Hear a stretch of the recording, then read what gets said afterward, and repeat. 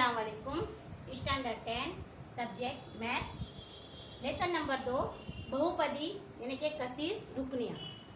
इसके पहले हमने पार्ट 1 में हमने देखा था कि मैंने आपको बताया था कि बहुपदी કેટલા પ્રકારની હોય છે यानी कि कसीर रुकनी कितनी किस्म की होती है, वो 3 के बारे में मैंने आपको जानकारी भी दी। इसके बाद मैंने आपको बताया कि उसकी तारीफ बताई, उसका मियारी शक्ल बताई। इसके बाद फिर मैंने आपको सीफर के जो ज़ाब्ते थे वो 2 ज़ाब्ते भी लिखाए। सूरज बहुपदी का लिखा दिया, सूरज बहुपदी में उसका आलेख कैसा जाता है, और द्विघात बहुपदी यानी कि 2 दर्जी कसीर रुकनियाँ, उसका मैंने आपको ज़ाब्ता लिखाया। अब हम सीखेंगे कि सहदर्जी यानी कि त्रिघात। क्या सीखेंगे? त्रिघात।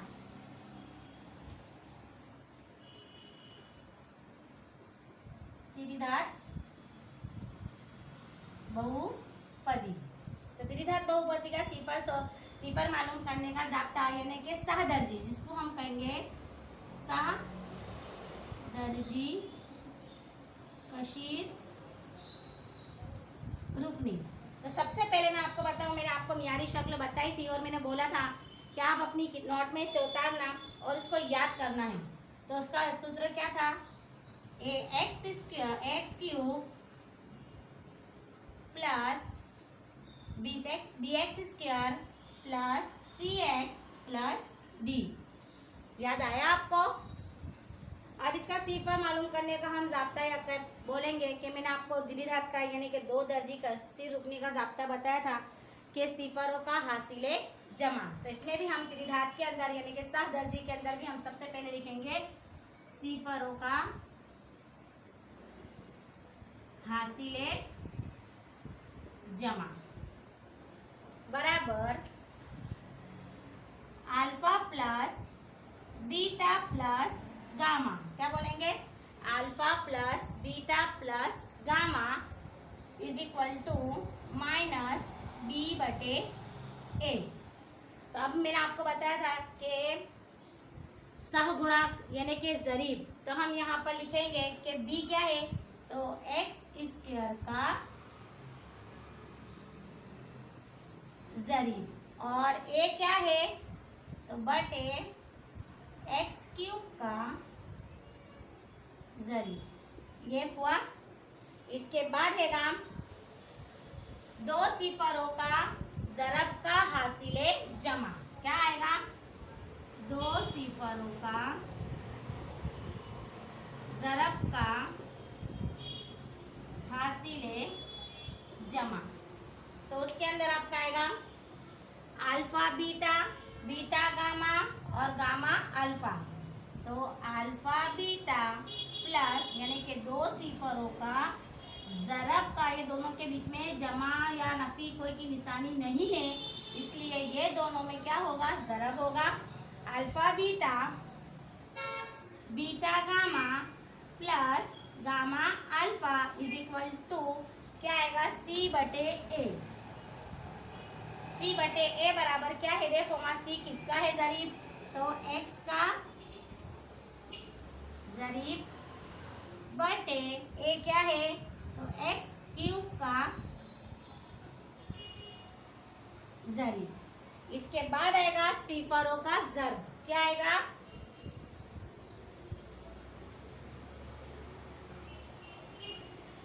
दो दर्जी मसावत में हमारे पास 2 ज़ाब्ते थे, लेकिन ये सहदर्जी है तो इसके अंदर हमारे को कितने ज़ाब्ते हैं? 3 है। यानी कि हमारे को जो सिफरों की तादाद मिलेगी वो कितनी मिलेगी? 3। अल्फा बीटा गामा हमारा सिफर है। अभी मैं आगे मिसाल हल कराऊंगी तो आपको पता चलेगा कि अल्फा क्या है और बीटा क्या है। तो alpha into beta into gamma, into का मतलब होता है ज़रब। तो alpha into beta into gamma is equal to minus D बटे ए। तो डी क्या है? वहाँ अचल पद है, तो मुस्तकिल रुकनों बटे ए क्या है? एक्स क्यूब का जरीब। ये ज़ाब्ता हमको याद रखना है। 3 और 3 ज़ाब्ते याद होने चाहिए तो हमारे हिसाब हल होंगे, नहीं तो नहीं होंगे। तो त्रिघात बहुपदी, तो सिफरों का हासिले जमा बराबर alpha plus beta plus gamma minus B बटे ए। तो बी क्या है, तो देखो यहाँ बी है एक्स स्क्वायर का जरीब है। ए क्या है, तो एक्स क्यूब का जरीब है, यानी कि ए और बी की जगह पर आप लोगों को कोई भी रकम आ सकती है। एग्जाम्पल के तौर पर मैं दे दूंगी कि 5x cube plus 2x square plus 4x plus 9 है कि नहीं। अब मान लो कि मैंने दे दिया है कि सिफरों का हासिल जमा, तो सिफरों का हासिल जमा हमको ज़ाब्ता याद है। तो ज़ाब्ता याद होने के बाद हम देखो कि b है, तो b बराबर क्या है, यहाँ 2x स्क्वायर है, तो x स्क्वायर का जरीब कौन है, 2 है, तो b की जगह पे मैं क्या रखूंगी, 2 रखूंगी। और a मेरा कितना है, तो a बराबर कितना है मेरे पास 5, यानी कि 2 बटे मेरा जवाब क्या आएगा, 5 आएगा।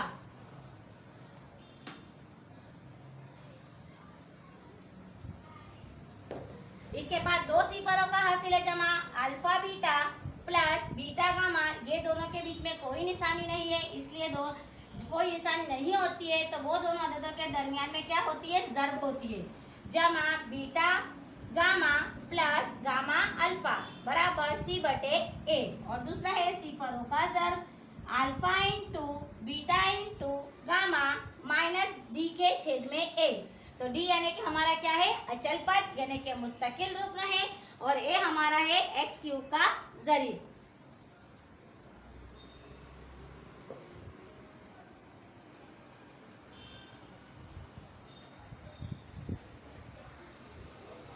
चलो हम अब किताब की मिसाल नंबर 2, द्विघात बहुपदी x square plus 7x plus 10ના શૂન્ય શોધો તથા તેના શૂન્ય અને સહગુણકો વચ્ચે સંબંધ ચકાસો। अब जहाँ भी हमको शून्य शोधने का आएगा, याद रहे कि जिस सवाल में भी शून्य शोधो तो वहाँ हमको क्या लाजमी हो जाएगा, अवयव यानी कि अज्जाए ज़रबी निकालना लाजमी होगा, क्योंकि जब हम अज्जाए ज़रबी काटेंगे तो ही हमको शून्य मिलेगा। तो हमारे पास बहुपदी कसीर रुकनी क्या है कि x square plus 7x plus 10, ये मैंने आपको अज्जाए ज़रबी 9वीं में सिखाए थे, और मैं बोलती थी कि ये अज्जाए ज़रबी से आपकी आगे की जो क्लास है 10वीं, वो अज्जाए ज़रबी से ही भरेली है। अच्छी किताब के अंदर अज्जाए ज़रबी हर हिसाब के अंदर आपको आएगा। तो हमारे पास बहुपदी है x square plus 7x plus 10। तो सबसे पहले शून्य शोधो, तो शून्य शोधने के लिए हमको सबसे पहले अज्जाए ज़रबी निकालना लाजमी है। जहाँ भी सवाल में आवे कि शून्य शोधो तो हमको अज्जाए ज़रबी निकालना जरूरी है। अब अज्जाए ज़रबी आपने 9वीं में सीखा था कि ए को मैं किससे ज़रब दूंगी, सी से, तो 10 एका 10, 10 के ऐसे अज्जाए ज़रबी की जोड़ चाहिए कि जिसको प्लस करने से, ये आदत ये निशानी को हमको देखनी है कि जिसको प्लस करने से मेरे को क्या मिले, 7। तो चलो 10 एका 10 भी आता है, उसके बाद क्या आता है 5 2 पंजे 10 भी आता है। तो अगर 10 में मैं 1 मिलाती हूँ तो 11 होते, तो वो मैं जोड़ी लूंगी नहीं लूंगी, क्योंकि मेरे को बीच का जवाब आना चाहिए। तो 10 एका 10 नहीं लूंगी, 2 पंजे 10, तो देखो 2 में 5 मिलाऊंगी तो कितने हो जाएंगे, 7 होते, यानी कि मेरी ये जोड़ी चलेगी। तो x square plus 2x plus 5x plus 10 हो गया। फिर मैं जोड़ी बनाती थी, एक ये जोड़ी है और एक ये जोड़ी है। अब हम क्या करेंगे कि ये पहली जोड़ी को देखेंगे कि पहली जोड़ी में जो डबल है वो क्या है, तो x है। चलो तो ये x मेरा क्या निकला, कॉमन। अब यहाँ से एक x चला गया, तो जो एक x बचा प्लस का प्लस, यहाँ से ये x कॉमन बाहर निकल आया, बचा क्या मेरे पास 2। यहाँ पर देखो कुछ कॉमन है तो है, क्योंकि 5 के पहाड़े में 10 आते, तो 5 मेरा क्या निकला, कॉमन। इधर से बचा मेरा x प्लस का प्लस, 5 दूनी 10। ये दोनों काउंट्स देखो सेम है, ये सेम होने चाहिए। तो x प्लस 2, और जो बाहर डबल है उसको एक बार लिखूंगी, और जो बाहर है उसको मैं काउंट्स में ले लूंगी, x प्लस 5 ले लिया। अब जो प्लस में होएगा वो माइनस में चला जाएगा, और जो माइनस है वो प्लस में जाएगा। तो मेरा जवाब यहाँ प्लस में आया, इसलिए मैं क्या करूंगी, x बराबर -2 और या फिर या लिखेंगे, या इंग्लिश में भी लिख सकते हो, और x बराबर -5। ये मेरे सिर्फ क्या शोधा, शून्य, यानी कि सिफर शोधे। तो ये है मेरा अल्फा और ये है मेरा बीटा। तो देखो मैंने आप लोगों को जाब्ते में लिखा है अल्फा प्लस बीटा। तो ये मेरा अल्फा है और ये मेरा बीटा है। द्विघात बहुपदी के जाब्ते में देखो मैंने लिखाया है alpha plus beta is equal to -b के छेद में a। तो ये है मेरा क्या है, अल्फा है और ये बीटा है। अब शून्य तो शोधा गए, शून्य और सगुणक वच्चे संबंध चकासो। तो अब हमारे को जाब्ता लगेगा, तो हमारा सिफर मालूम करने का जाब्ता क्या था, तो सबसे पहले आएगा, क्या आएगा, सिफरों का हासिले जमा, सिफरों का हासिले जमा। तो सिफरों का हासिले जमा का जाब्ता क्या था, alpha plus beta minus B के छेद में a।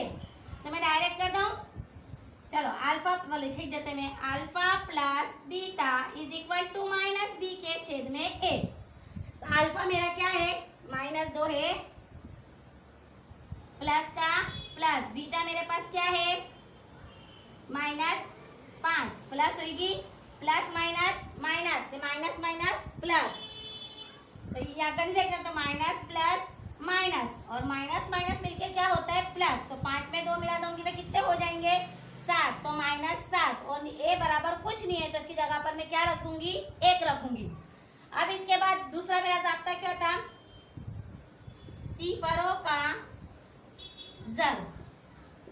तो वो क्या था, alpha into beta, alpha into beta is equal to c बटे a।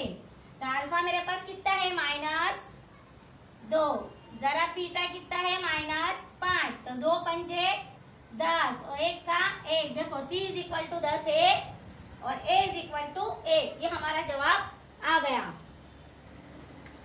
वापस समझाऊं, द्विघात बहुपदी x² 7x + 10 ना शून्य शोधो तथा तेना शून्य ने सगुणक वच्चे संबंध चकासो। मैंने पहले बोला था कि जहाँ भी शून्य शोधने का है वहाँ हमको क्या निकालना है, अज्जाए ज़रबी। मैंने अज्जाए ज़रबी निकाला, तो प्लस होए तो माइनस और माइनस होए तो प्लस।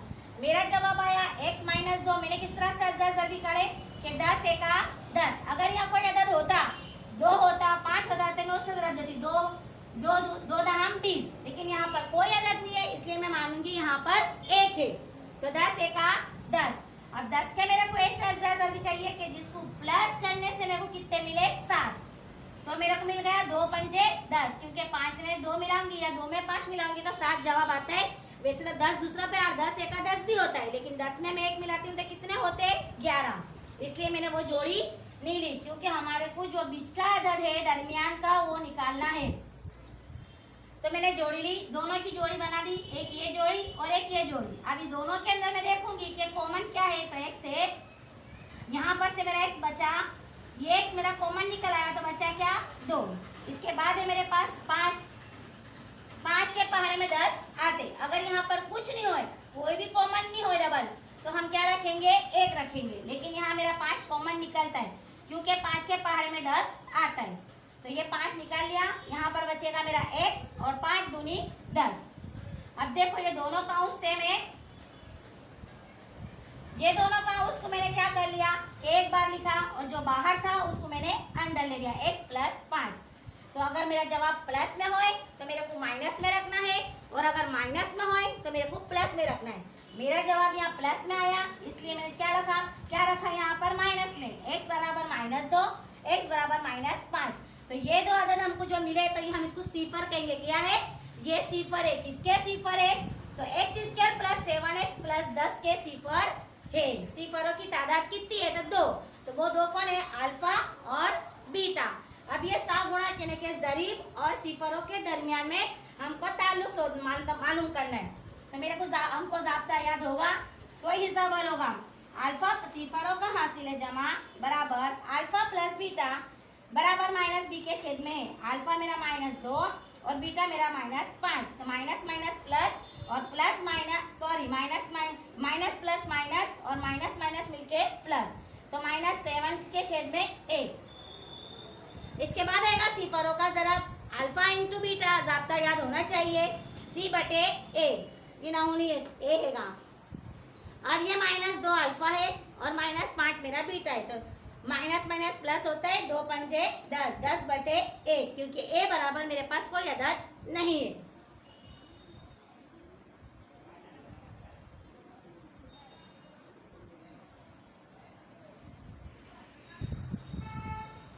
चलो अब इसके बाद की मिसाल हम देखेंगे, मिसाल नंबर 3। बहुपदी x² - 3 ના શૂન્યો શોધો અને તેના શૂન્યો અને સહગુણક વચ્ચે સંબંધ ચકાસો। तो हमारे को पी ऑफ x क्या दिया है, x² - 3 है। अभी तक हमारे पास कितने अदद आते थे, 3, लेकिन ये भी क्या है, द्विघात बहुपदी है, यानी कि ये भी 2 दर्जी कसी रुकनी है। तो हम 8वीं 7वीं के अंदर ज़ाब्ता पढ़ चुके हैं। पता है आपको कि मैंने 9वीं में भी आपको बताया था कि अगर कोई ये 3 और ये 3, तो 3 तिये 9, तो 9 जब आता है तो बाहर निकलेगा तो वो कितना हो जाएगा, 1। तो ये बाहर है हमारे पास 3, तो हम क्या करेंगे, बहुत ईजी है। तो एक हमारा जवाब प्लस में आएगा और एक जवाब हमारा जो आएगा वो माइनस में। तो ये जो 3 है, ये 3 को हम काय में ले लेंगे, जजर में ले लेंगे। तो मैं यहाँ रखूंगी x माइनस या x प्लस जजर 3 और x माइनस जजर 3। अब जो प्लस में है वो माइनस में चला जाएगा और जो माइनस है वो प्लस में चला जाएगा। तो x बराबर माइनस जजर 3 और x बराबर प्लस 3। ये हमारा जजर भी निकल आया।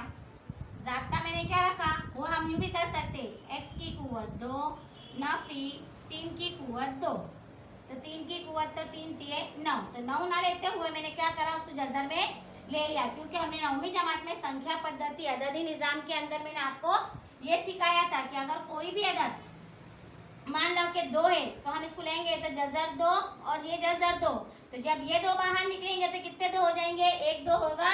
याद आया, 9वीं में मैंने आपको सिखाया था अददी निज़ाम। अब हम क्या करेंगे कि हमारे निकल आए, जो प्लस था माइनस में चला गया, जो माइनस था वो प्लस में चला गया। हमारा ज़ाब्ता क्या है, सिफरों का हासिले जमा। क्या था हमारे पास, alpha plus beta, alpha plus beta is equal to -b के छेद में a। तो अल्फा मेरा कितना है, -3, प्लस का प्लस, और ये कितना है बीटा, जजर 3, तो प्लस माइनस कर जाएगा, मेरे पास बचेगा क्या, 0 बटे 1, यानी कि मेरा जवाब क्या आएगा, 0। इसके बाद आएगा सिफरों का ज़र। तो सिफरों का ज़र का ज़ाब्ता क्या था, अल्फा इंटू बीटा सी के छेद में a, सी बटे a। तो अल्फा मेरा कितना है, -3 प्लस इंटू बीटा मेरा कितना है, वर्गमूल में 3, तो 3 तिये कितने होते, 9 होते, तो 9 का जजर क्या होता है, 3 होता है, तो -3 बटे 1, ये होगा मेरा हिसाब। एक्सिस के अभी तक मैंने आपको इससे पहले की मिसाल में हल करवाया था। तो देखो सबसे पहले मैंने क्या करा, x प्लस जजर 3 और x माइनस जजर 3, क्योंकि ये 3 बाहर है तो मैंने ले लिया। अगर ये 3 अंदर होते तो मेरे देखो बाहर निकला, 1 हो गया, 1 3, और अगर 1 3 अकेला है तो उसको जजर में लेने के लिए हम कितने वक्त लिखेंगे, 2 बार लिखेंगे। तो x ए प्लस में आया तो माइनस हो गया, ये माइनस हुआ तो ये प्लस में आ गया।